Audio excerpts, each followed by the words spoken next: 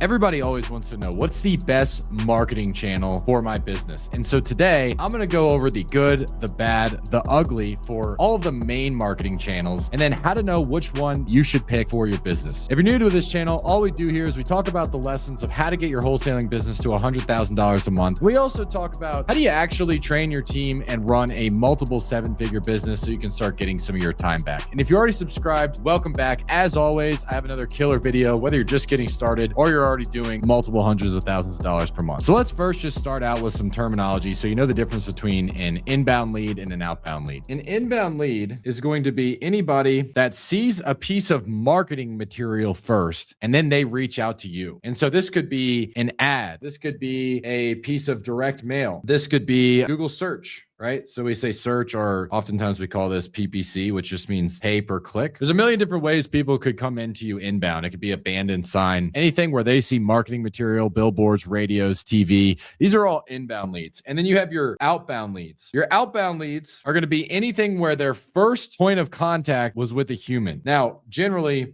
this is just cold call and then SMS. These are the main outbound channels. Now, obviously, some people do ringless voicemails and other craziness like that. However, the main ones that we're going to be talking about today are digital ads such as Facebook. You've got YouTube. You've got, I don't know anyone that's actually doing TikTok on a high level, so I wouldn't even count that. You've got direct mail. We've got different types of mailers. We've got like check mailers. We've got yellow letters, postcards, all of that. And then we've got PPC. Those are the main ones we're going to talk about, and we're going to talk about outbound as well, along with some outbound strategies. Okay, let's talk about PPC first. That's pay per click. I love this marketing channel. I also use this marketing channel, but there are definitely some cons about it that are not talked about enough. So we're going to talk about some of the pros and some of the cons. Now, what are some of the pros with PPC? Number one, this is bottom of funnel. What does that mean? I'm going to do this and then I'll erase this. So this is the awareness funnel. The lower they go on this funnel, the more aware they are, the higher intent they are, right? So think about it like this: lower equals higher intent. Let's say that you're doing cold calling or SMS blast. You might get someone sitting in their living room that has no real reason that they want to sell the property, but you texted them and it's super convenient just to respond back to a message and say, yeah, I'd be interested in selling it, or I would hear an offer, right? This is going to be like your cold call. This is going to be your SMS. Sometimes it can even be direct mail, depending on who you actually target. They're going to be top of funnel leads, right? Another top of funnel campaign might be just doing some branded billboards or some Facebook ads. Like, these can be pretty top of funnel because they're distraction ads, right? People are scrolling and they just see you pop up. And so they might not have a ton of intent, right? You could make it more intense. You could do something like this. You can go direct mail and you can target more bottom of funnel by having a mailer. So example, one of my buddies has a mailer that says, if you're in foreclosure, we'll buy your house and let you live there for the next 12 months, actually, is what they promise, which is a really good marketing message. He does direct mail and he's only targeting people who are in pre-foreclosure, right? Now, when they see this, they get this piece of mail, they're going to be more bottom of funnel here. And what I mean by that is these people are aware that they have a problem. They're in foreclosure. You can't get any more bottom of funnel than PPC. The reason why is these people are actively searching for ways to sell their house. Okay. They are already searching for ways to be able to solve a problem that you can solve. So they come in incredibly motivated. And the reason that I like a lot of these leads, the reason that I do like the PPC model, is because if you can't close 1 out of 8 to 1 out of 10 PPC leads, you have a problem, right? They're just really high intent leads. What do we like about them? They're bottom of funnel.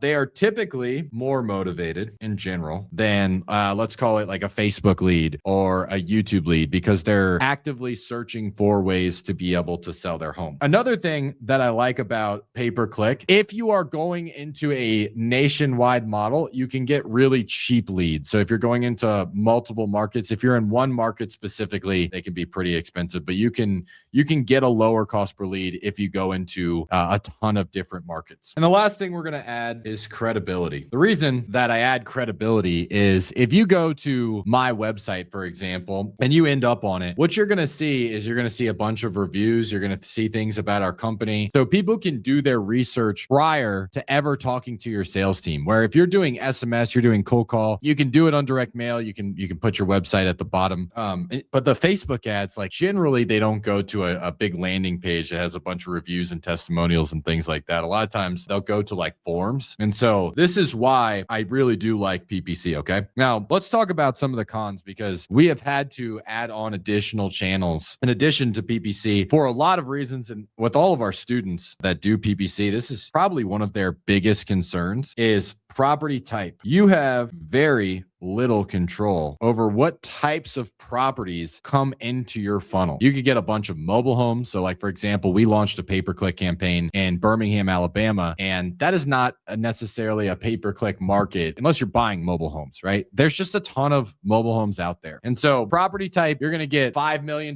properties, $500,000 properties. Now you can do things to combat this. And so one of the things that we did when we were specific in Southern California, right? We were doing 7 figures a year, and PPC was our main channel, is we started filtering on our form. So you would go to our website, you would put your name, your phone number, and your address in first, and then it would bring you to another page.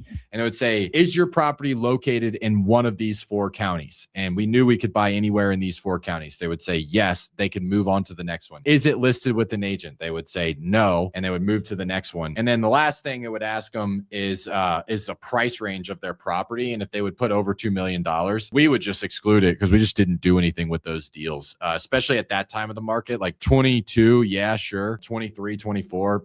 No one was really buying those luxury flips. Okay. Another thing you're going to deal with, there's just no way to avoid it, is you are going to get listed properties. This really happens with everything. Listed properties and out of market. So the Google targeting geographically has not been very good lately. It was a lot better in the past, but for some reason recently, Google's targeting with geolocations has started to get off. And so you're going to see generally about 10 to 15% of all of your properties are going to be out of market if you have a good campaign, right? This is like a good tolerance. However, I have seen campaigns where people have like 30 to 40% of the properties that are out of market. They're listed on the market. They are mobile homes and things like that. So you just don't have a lot of control over if you're going to get really expensive properties that you don't really want, or if you're going to get like crack houses that you can't even sell. So for example, if you ran a PPC campaign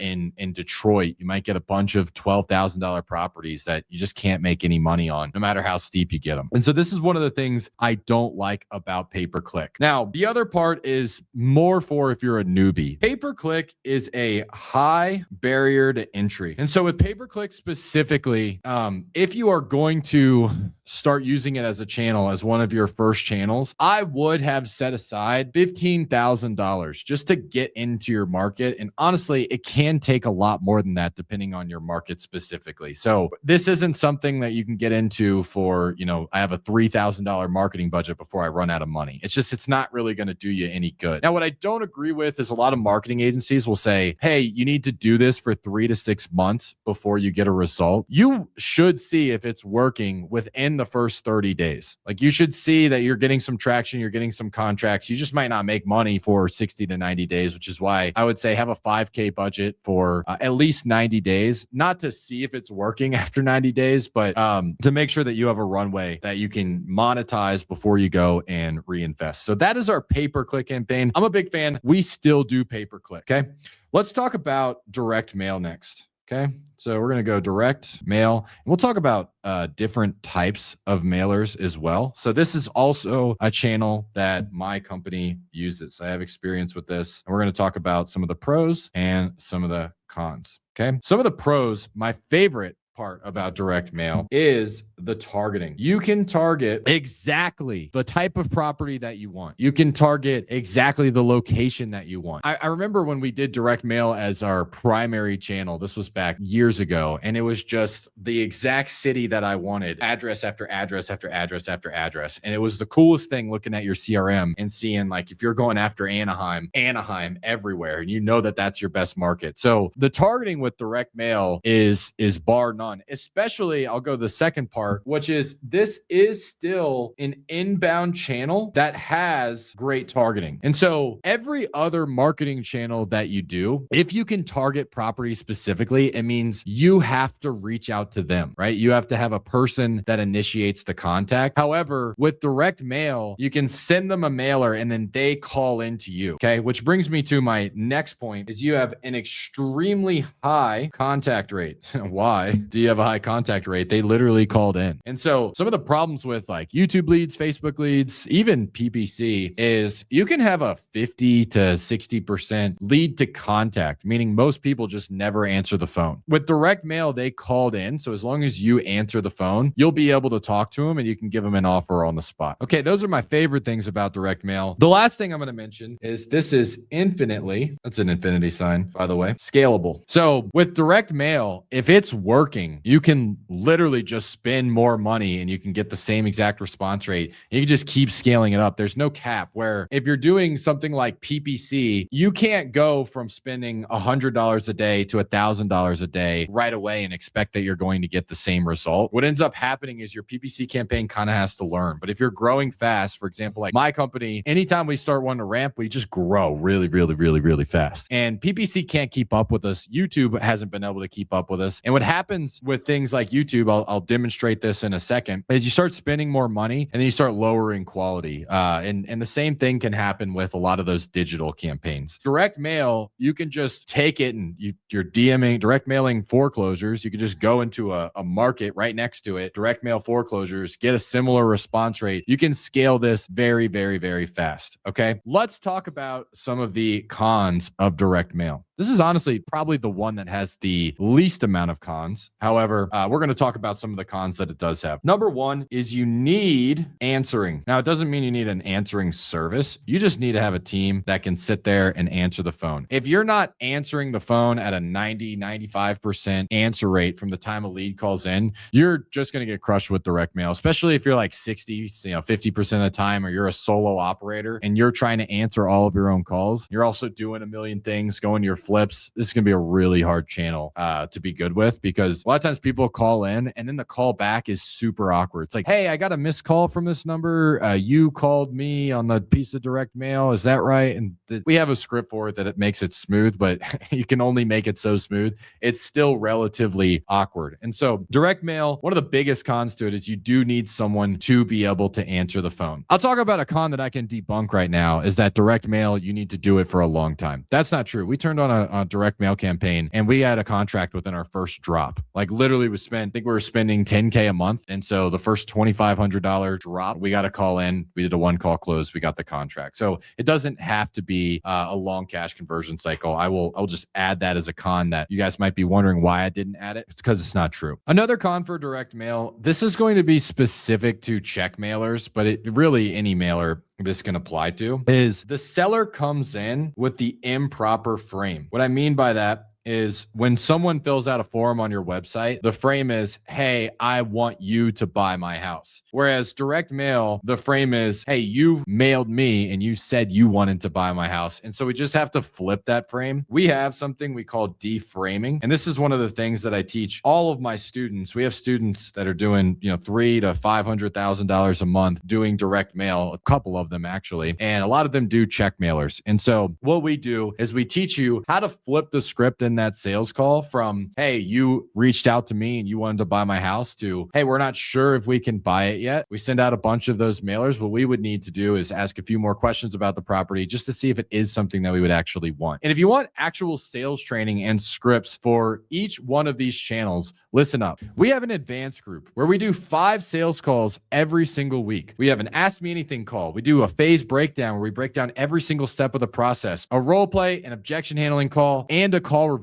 where I will review your calls live, give you feedback, and tell you exactly what you need to do to get that deal closed on the next call. We also have scaling support. We brought in one of the biggest coaches in the country, somebody that built a business to $24 million per year. We have a dispositions call with my director of dispo, who's closed over $3 million in assignments by himself. We have lead manager calls. We have marketing calls, everything that you need to be able to get your business to multiple 7 figures per year, and then how to remove yourself as well. So if you guys want to check that out, I will drop a link in the description. Let's get back to the video. And then lastly, you're going to get a lot of people that say, take me off the list. I don't really have a huge problem with this, but there are going to be people that call in and say, take me off your list. And you can also close a lot of those deals because especially if you're doing check mailers, some people are just mad about the number that you put on the piece of paper. And so those are still closable deals. So we talked about pay-per-click. We talked about direct mail. The next thing we're going to talk about is actually wasn't mentioned earlier, but it is still inbound, is PPL. This is pay per lead. Okay. Pay per lead is a great starter channel. We're going to talk about some of the pros and the cons to pay per lead. I love pay per lead. I hit my first $1 million primarily on pay per lead. We ended up doing some PPC later, but like PPL was a big pillar of what got me to my first million. And so let's talk about some of the pros. The pros is this is the lowest barrier to entry. You could have $100 and start pay per lead. Like literally you could just go to iSpeed to lead. I'll drop a description to iSpeed to lead, drop a link in the description to iSpeed to lead. So you guys can literally go check out this website. You can get leads for $30 that are inbound that have just been bought by other people. But guess what? There's no such thing as an exclusive lead. They're all non-exclusive. They fill out multiple forms. So super low entry.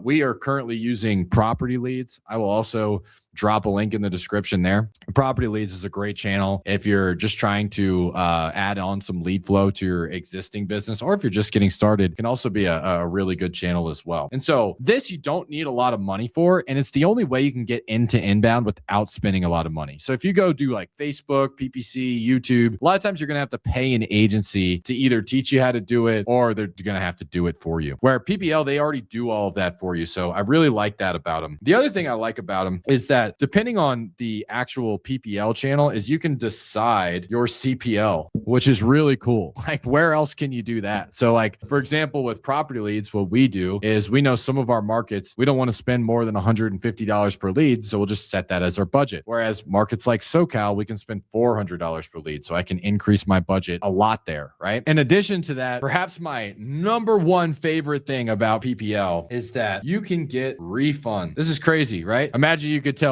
Google that the property was listed, and so I'm not going to spend money on the ads for that one. Or you could tell USPS, hey, don't charge me for the postage because that was a mobile home, right? It's crazy, but you can do this with PPL, which I really like. Most good PPL providers will refund the lead if it's listed, if you have tried to reach out to it and you haven't been able to get in touch with it, or most good PPL providers will give you a refund on the lead if you have tried to contact the lead. Typically, it's like 12 times in the first 7 days. If it's listed, if it's a mobile home on rented land, like these are all means for a refund. Those are some of the pros. I am in support of PPL. I think it's coming back this year. If you guys are watching this in 2026, this PPL is making a comeback. Whereas for the last 2 years, people really hated PPL, but I think that PPL is making a comeback, and I think it's because everybody else isn't doing it again. So maybe I shouldn't make this video. I'm going to talk about the cons now. Okay, the cons with PPL is it is wildly inconsistent. If you are trying to run a consistent business off of PPL, you are setting yourself up to fail. And so, for example, with my team, I know that I need to get every single rep about 24 leads per week, and those 24 leads are going to turn into 2 closed deals, right? Just like a number that I know for my business. Whereas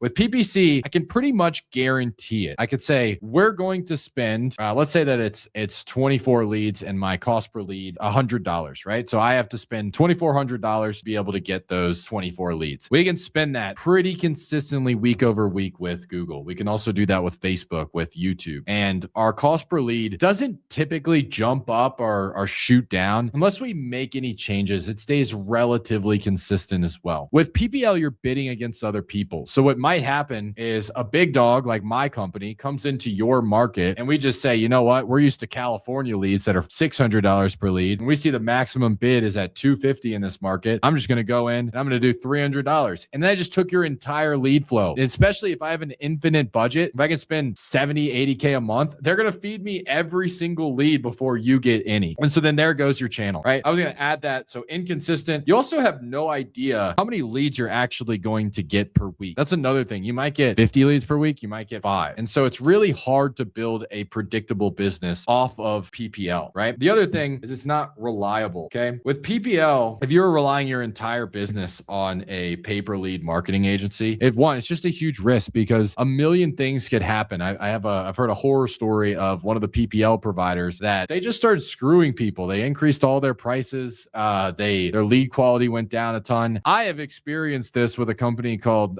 Need to Sell My House Fast, where they were really good, and then they just randomly just said, "We're not refunding any of your leads anymore. You're gonna pay for them no matter what." I was like, all right, well, there goes a marketing channel for me. Of course, I'm not going to use this because we had like a 60% refund rate with them because most of their leads were trash, but we were still making money on the leads that we would actually get and the ones we would pay for. We were ROI positive because we were able to get the refunds. When I say trash leads, I mean like homes we literally couldn't buy. Okay. So PPL, super low barrier to entry, super stable CPL if you use the bids properly, and you can refund. That's what I love about it. I don't like that it's inconsistent and it's unreliable. Okay, so there's two more marketing channels that we're going to cover. We're going to lump some of these in together. The next one that we're going to be talking about is digital. Okay, digital is going to be Facebook and YouTube. I don't really consider TikTok an actual marketing channel for wholesalers. I know people that are like, oh, I'm getting $3 cost per lead on TikTok. It's like, yeah, because you're getting a bunch of 14-year-olds that are filling out the form for fun. There's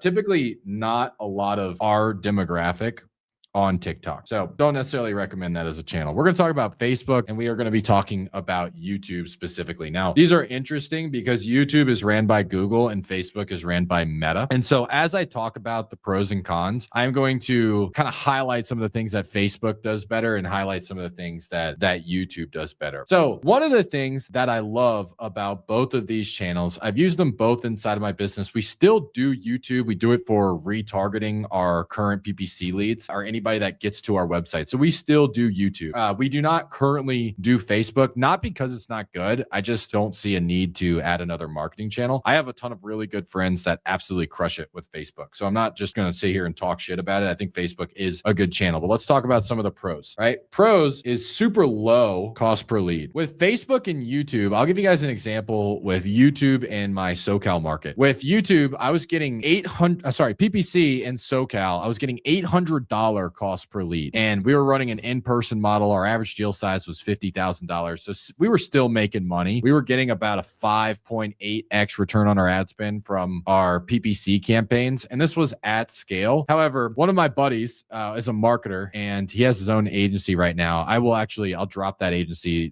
link in the description. He does YouTube for people specifically. I was on the phone with him and I was telling him, dude, my cost per lead is $800. Yeah, we make money, but we are just converting like crazy. We're converting like 1 out of 3 people that actually has a property that they want to sell. We're like, that's the only way that we're winning. And so he tells me, dude, I can get your cost per lead down to an eighth of that, right? To like around $100. And I was like, no way that's possible. Lo and behold, he did it. And we had a 7.8x return on our ad spend within the first month. So we spent, I don't know exactly what we spent, but I think it was like $15,000 and made 7.8x that in the first month of doing YouTube. Super fast cash conversion cycle too. With that very low cost per lead, I have another buddy named Chandler. You guys probably see me go live with him if you guys watch our lives on Friday. He runs a Facebook marketing agency and he also helps set it up for people. And they'll get like $30 foreclosure leads, which is absolutely insane for an inbound channel. So both channels can have a really low cost per lead. What I also like about this is you can be hyper specific with messaging. When I was running YouTube ads in SoCal, I could say, if you own a home in Northern Orange County and you want to sell it without having to wait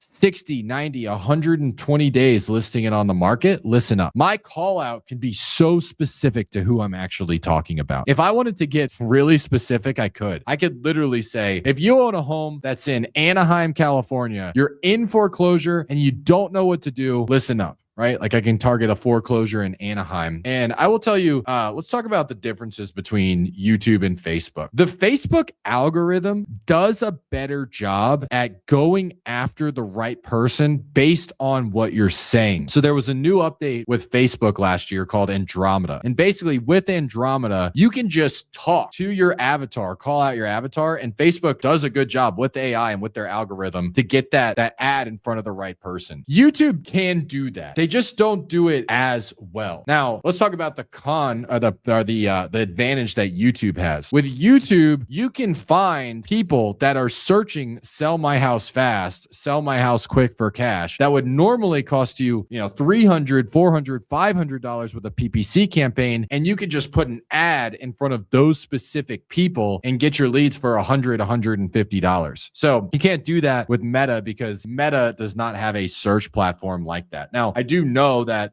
Meta does, like, they have cookies and they are able to see what people are searching. So they likely do target those people, but I found YouTube will do a better job of you picking the audience and you saying, hey, I want to go after these people, or Facebook can do a better job of actually going after the people that you're talking to. Both of them have about the same results when it comes to targeting. So you are still going to get all of the stuff that I mentioned with PPC, typically on a higher scale. So what I mean by that is out of location, listed properties, real estate agents, and wholesalers. You're going to get both of those. So we're going to talk about those in the cons. But let me go back to the pros. So low CPL, messaging, and then specifically with these two, with digital, what happens is you get better results over time. We're just going to put over time. So your results over time tend to improve. I think Facebook does a better job with this as well. Not to say that Facebook's a better marketing channel. There's a reason why I'm using YouTube and not Facebook, but I think Facebook does a better job of saying, okay, we like these types of leads. Let me go and get more of these. Whereas YouTube kind of just gets you whatever's coming in. That's what YouTube's going to feed you. And there's been a couple of times in the last few years with YouTube where our campaigns have kind of spiraled out of control. So we start getting people that fill out the form that are our opposite avatar that we want. And Google says, oh, well, this is really cheap. And so they just give us a lot more of those. We have to restart the entire campaign. Okay. So some of the pros of digital is super low CPL, really good messaging. You can get in front of the right people if you have the right ads. And then you get better results over time, generally, as long as you set up your conversion actions properly. Now, let's talk about some of the cons. My students are not allowed to call any leads retail leads. Why? Because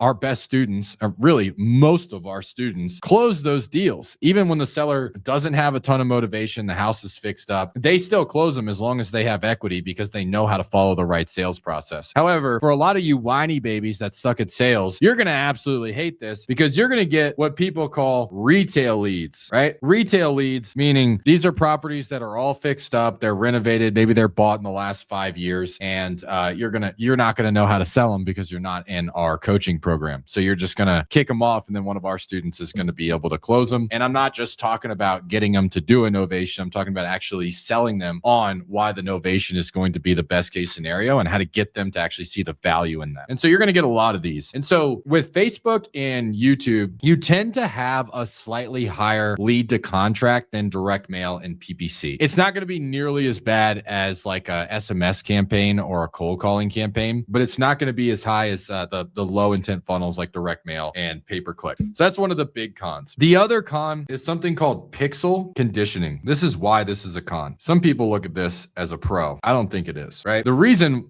why I think this is the con is a lot of times what happens with Facebook and YouTube is you end up having to start a new campaign because the campaign spirals out of control. So what ends up happening is you're trying to target people that are in foreclosure. And then let's say that somebody that's filing bankruptcy that doesn't own a home fills out your form, and Facebook goes, oh, well, that's interesting. I got that really cheap. Let me get another one and another one and another one. And then all of a sudden, all your entire campaign is literally just people that don't own homes that are in bankruptcy. And Facebook hasn't quite figured out. You can't say I'm looking for homeowners yet. It just knows pattern recognition, says, oh, this demographic fills out this form a lot, and the campaigns can spiral out of control. We had the exact same thing happen with our YouTube. And so while a lot of people look at this as a pro, and yes, there are 100% ways that you can try to counter this. So you can put on your form, do you own a property? And if they say yes, it moves them to the next page, and your pixel is on the last page. So whenever they actually get to the last page, it tells Facebook, hey, that's a lead. You can work around this. I have just seen a lot of times when you do that, it ends up making the cost per lead super, super high. And it's not always the most advantageous just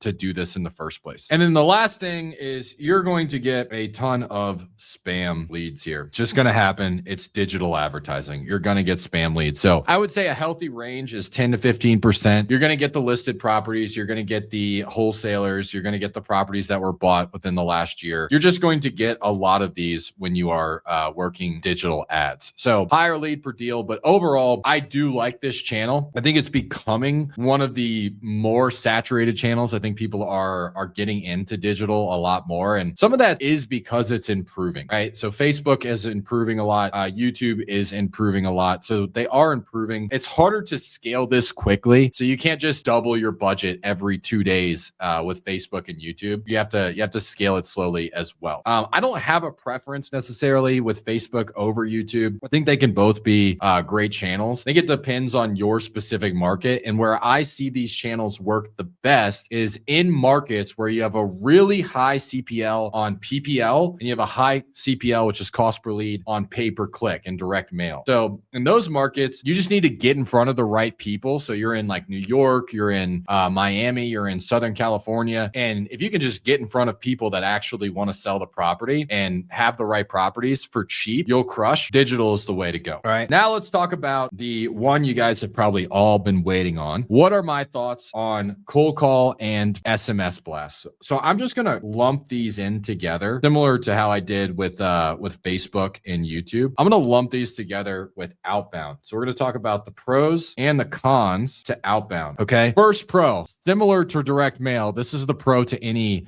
sort of targeted campaign, is you can get very, very hyper specific with your targeting. So you could only target properties that are 12 to 1500 square feet, 3-bedroom, 2-bath, that are in foreclosure if you wanted, and you could just cold call that list. So I have a ton of students that spend almost nothing on marketing and they make 6 figures per month. When I say almost nothing, I'm talking about like sub $3,000, and they just go after foreclosures and they just hammer and hammer and hammer foreclosures, right? And so this can be the only channel where you can pull that off. There are no other channels that I have seen consistently that you can put a really, really small amount of money in and get a huge return. Trust me, there are cons to this that I'm going to get into, but that is by far the biggest pro, is you can get super hyper specific with your targeting. What you can also do if you have your own cold callers in-house, I am not a big fan of cold call agencies, just because out of all of my students, I've heard so many stories of cold calling agencies that will literally steal your leads. Like they sell them to other people. And I think that's insane. But I've heard this over and over and over again, and actual proof that that is happening. I don't love that model. However, if you have your own cold callers in-house, you can get them very specific on qualified leads. So if you want to, you could get your lead to deal with cold calling down to 1 out of 10. All you need is a really good cold caller that can go through basically an entire qualification process and make sure that the seller is going to be selling in the next 90 days. They're not like, hey, I'm going to sell 2 years out.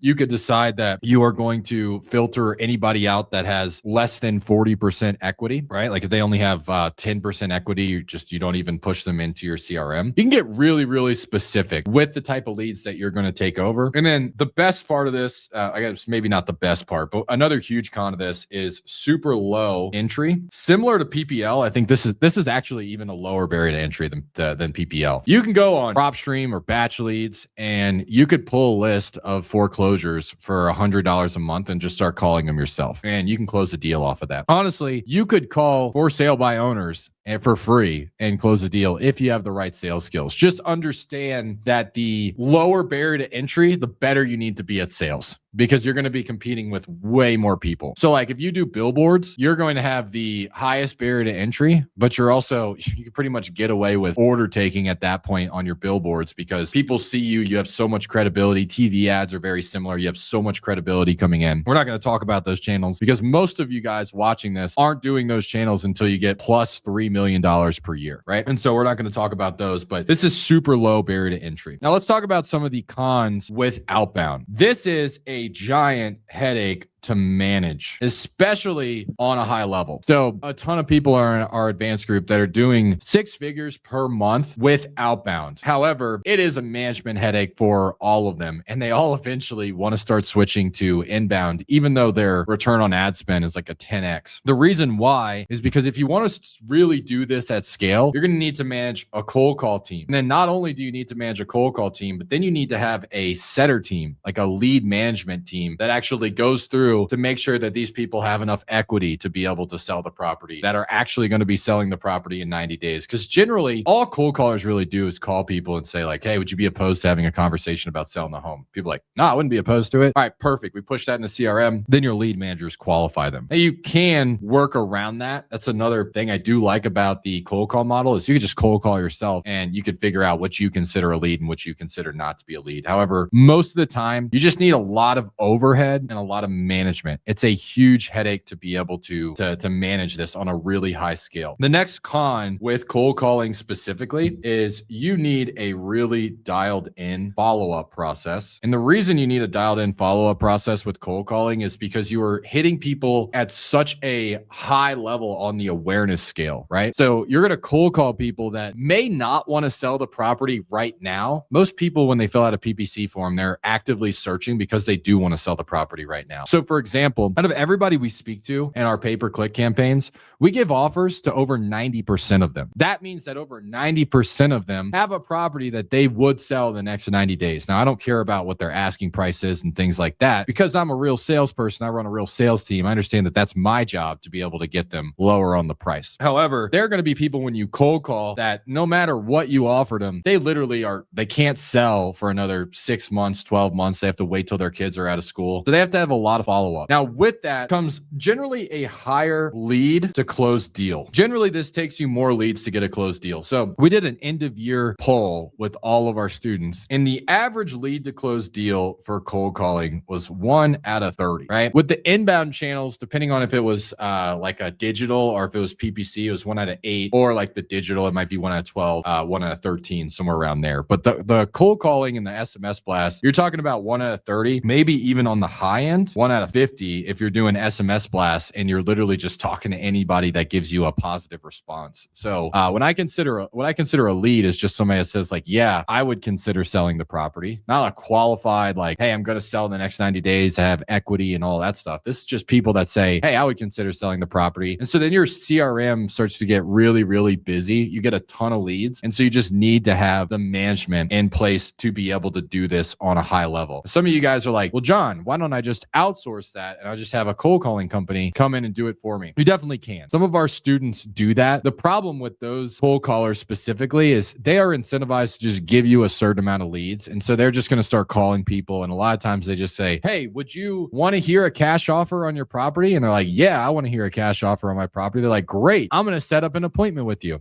A lot of these people don't actually even want to sell. They just want to hear a cash offer on their property. This doesn't mean that they want to sell the property. So you're going to have to be able to manage that. You're going to have to be able to filter through those if you have a real team and you have real acquisitions managers. So we covered outbound, we covered digital, we covered PPL, and then we covered direct mail and PPC. Those are the main channels. Now, there are some channels that we didn't mention today. Like, yes, there are TV ads. Yes, there are billboards. Yes, there are driving for dollars, I guess would fit into outbound as well. There's a million different channels that some of our other students use. We have a student that did bandit signs and absolutely crushed it with bandit signs. Like all of those things can work. However, out of the companies that we train that are doing a couple $1 million a year, most of them are using these channels right here. They might start adding on some of the more expensive like radio, TV, billboards once they get plus that $3 million a year range. So if you guys like this video, make sure you like and subscribe. We post new videos like this every single week. So I will see you guys on the next one. You guys go out, you guys crush it. Bye, everybody.